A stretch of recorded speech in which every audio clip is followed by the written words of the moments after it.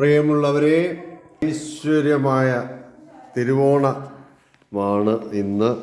എല്ലാവർക്കും ഞാൻ സ്നേഹപൂർവ്വം തിരുവോണ ആശംസകൾ നേരുന്നു. ഈ തിരുവോണ ദിനത്തിൽ നമ്മോടൊപ്പം ഒരു പ്രധാന വ്യക്തിയുണ്ട്. ഞങ്ങളുടെ എല്ലാം ബഹുമാന്യായ അമ്മ ഓണത്തെക്കുറിച്ചുള്ള ചില സ്മരണകൾ നമ്മളുമായി ഇതാണ് ഞങ്ങളുടെ മന്ദാകിനി അമ്മ. ആ പേര് ആധുനികമായ പേരാണ്. അമ്മ പഴയ ഒരു ടീച്ചറായിരുന്നു. അമ്മ ചില ഓർമ്മകൾ നമ്മളുമായിട്ട് പങ്കുവെക്കുകയാണ്. അമ്മയെ തുടങ്ങൂ. ഇന്നത്തെ പോലെയല്ല എൻ്റെ ചെറുപ്പകാലത്തൊക്കെ ഉണ്ടായിരുന്ന അത്തപ്പൂക്കളം. ഇന്ന് ഉത്രാട ദിവസം രാത്രിയിലാണ് അത്തപ്പൂക്കളം തയ്യാറാക്കുന്നത്. അന്ന് അങ്ങനെയല്ല. അത്തം മുതൽ 10 ദിവസം കൊണ്ടാണ് പത്തനം പൂക്കൾ ഇടുന്നത്.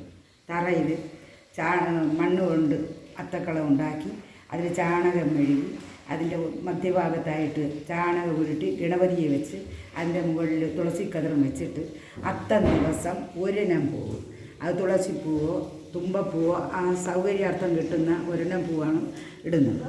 ഇന്നത്തെ പോലെ ഒരു വലിയ രൂപം അച്ചുണ്ടാക്കി അതിനകത്ത് നിറയ്ക്കാനില്ല. ഓരോ വരിയായിട്ടാണ് പൂക്കൾ ഇടുന്നത്.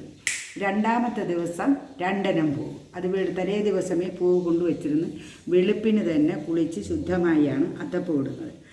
അത് 3-ാം ദിവസം 3 ഇനം പൂവ്. അങ്ങനെ 10 ദിവസം തിരുവോണ നാളിനാണ് 10 ഇനം പൂവിട്ട് അത്തക്കളം പൂർത്തിയാക്കുന്നത്.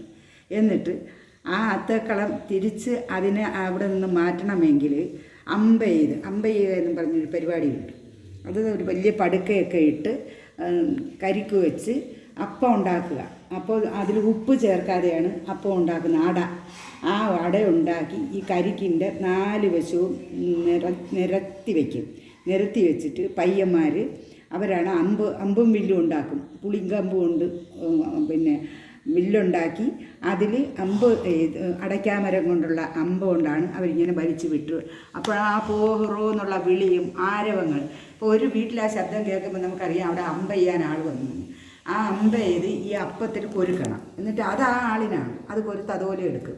അങ്ങനെ അതെല്ലാം കഴിഞ്ഞതിന് ശേഷമാണ് ആ അത്തക്കളത്തിൻ്റെ അത്തപ്പൂടൽ പൂർത്തിയാവുന്നത്.